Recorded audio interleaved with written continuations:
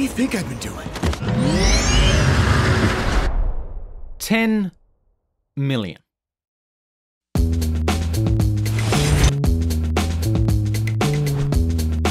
$45 million. Well, that's where I see things just a little differently. Contractor, no. I will not bow to any sponsor. Free? Welcome to the wacky world of product placement.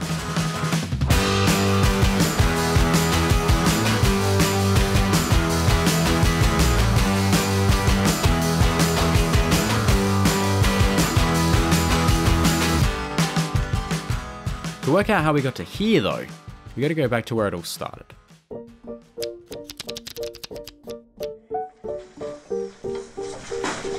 Tell him I'm going fishing. That's a great movie, but it's not quite far enough. Nope, not even close. There we go. And nope, that's not a mistake. It's 1873. Everyone's favourite pastime is wearing hats, and author Jules Verne is writing his next masterpiece, Around the World in 80 Days. At this point, Verne is more famous than the Black Plague, so everyone knows this next book is going to fly off the shelves, and knowing the potential eyes goggling all over its pages, shipping companies of the time suddenly had an idea. Instead of Verne using any old shipping company in his story, what if he used a specific one that made it worth his while? Now, no one knows for sure if Jules Verne was actually paid to feature the specific shipping companies that he did, but it was the first documented example of this radical thinking, embedding references to products or brands within another work. Product placement. By the mid-1920s, product placement had now become a thing in movies. In fact, we only had to wait until 1927 for a film with product placement to win Best Picture. It was Wings, and it had this long shot of a Hershey's chocolate bar. Seamless. It seemed to be working for brands though, because by the late 1930s, MGM was receiving well over 100 requests per week from advertisers offering up products to be featured in their films.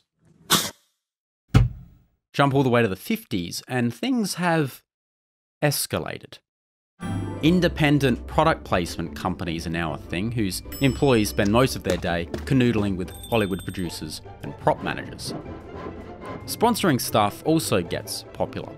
See, if you're watching your TV in the 50s, chances are you're watching something that was largely underwritten by a brand or company sponsoring that show. Then 100-voice choral group sings, "Most any cereal is fine with me, as long as you spell it P-O-S-T." In fact, TV quiz shows, which were all the rage in the 50s, were even rigged by producers under pressure from their sponsors to maintain ratings. But there's rigged, and then there's 21. From New York City, Mr. Charles Van Doren, and returning with $69,500 from Forest Hills, New York, Mr. Herbert Stempel. When its first episode aired in 1956, 21 absolutely tanked.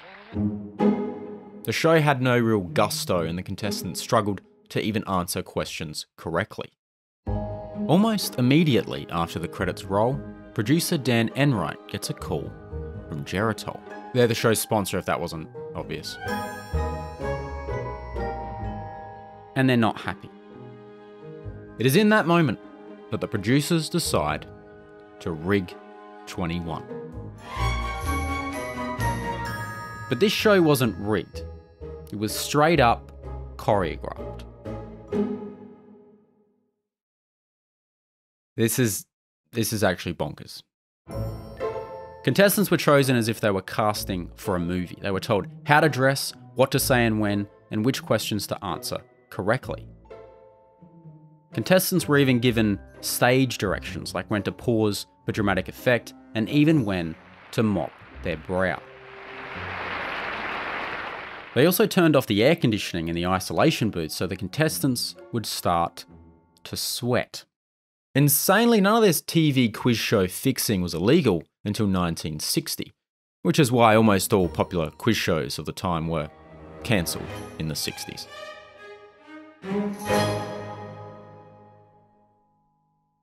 Jump 30 years forward, and we're in the 80s.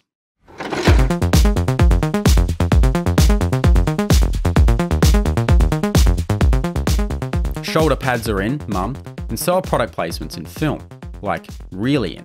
They were spreading throughout the film industry like wildfire, sparked partially by Coke's purchase of Columbia Pictures in 1982. Now, this acquisition wasn't to enable Coke to unleash some sort of product placement Armageddon, where every movie made by Columbia Pictures had to have some lingering shot of a Coke can. It was more about Pepsi's reaction to Coke's obvious lead over their own cola that the purchase represented. So, in direct response to Coke's move, Pepsi ramped up their product placement in movies, leading to one of the most iconic placements in movie history. Hey. All I want is a Pepsi. Pepsi Perfect in Back to the Future Part 2 totally changed the game and solidified the idea that product placement could be more than just a cutaway.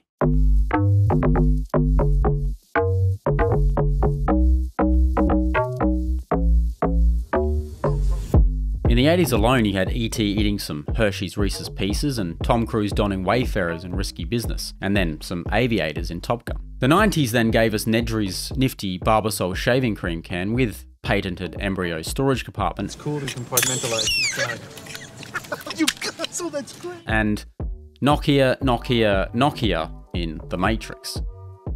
Then, in the 2000s, Tom Hanks befriends a Wilson volleyball and Yellow Camaro Bumblebee is born.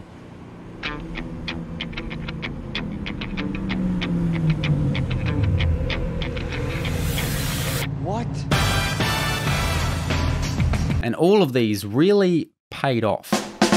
Aviator sales increased by 40%, and Bumblebee, he basically reinstated the Camaro back into that muscle car dogfight against the Mustang, and made it relevant again. As for Reese's Pieces, 800 cinemas that had never carried the sweet snack now stocked it in their concession stands, just 60 days after the little extraterrestrial prostate examiner hit our screens. But not everything's all rainbows and rich men laughing in unsettling unison.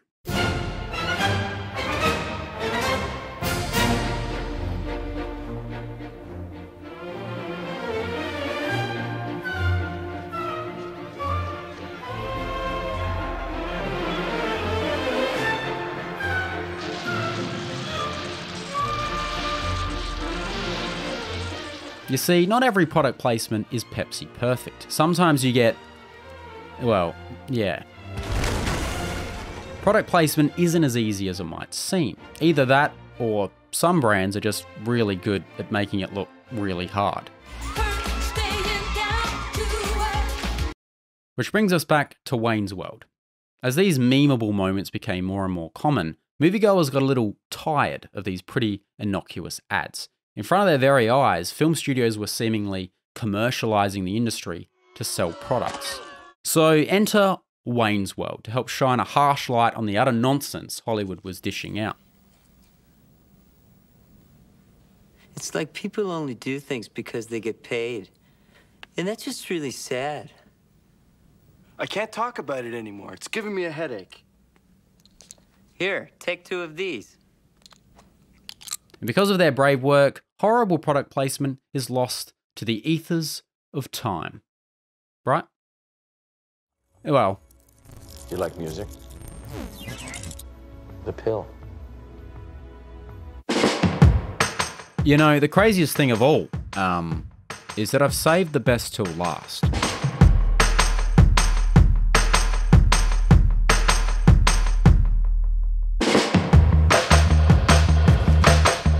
Brands spend $160 million on product placements in Men of Steel for no one to remember a single one of them. Pele earns $800,000 in about 20 seconds, tying his bootlaces.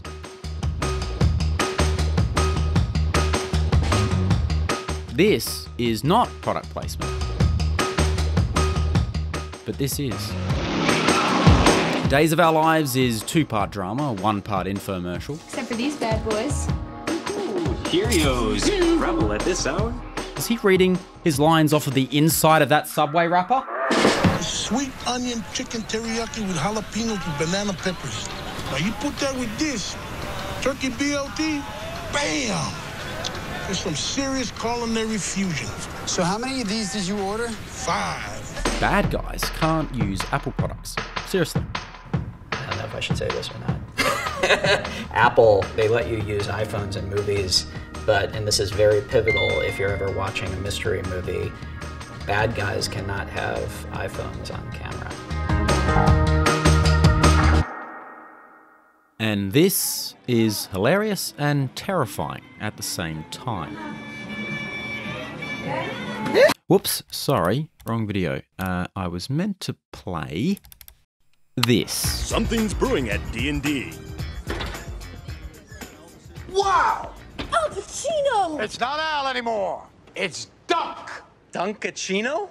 Don't mind if I do. What's my name? Dunkachino. It's a whole new game. Dunkachino. You want creamy goodness? I'm your friend. Say hello to my chocolate blend.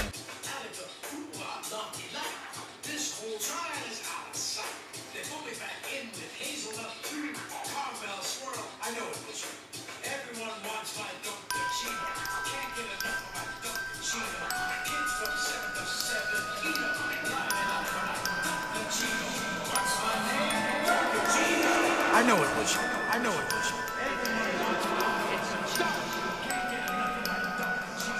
Lining up for my Dunkachino. Dunkachino. I know it was you. What's my name? Dunkachino. I know it was you. I know it was you.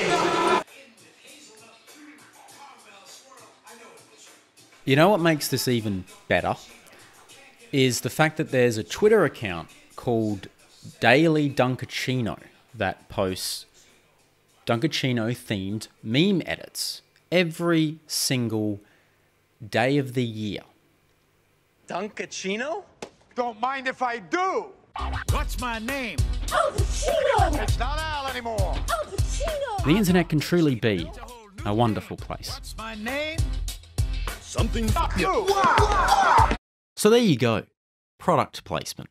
Literally older than sliced bread and not going anywhere anytime soon. But hey, it paid for most of the terminal's budget apparently, and I quite like that movie a lot. So overall, yeah, I'd say we're on top. Till the next video, I'll see you around.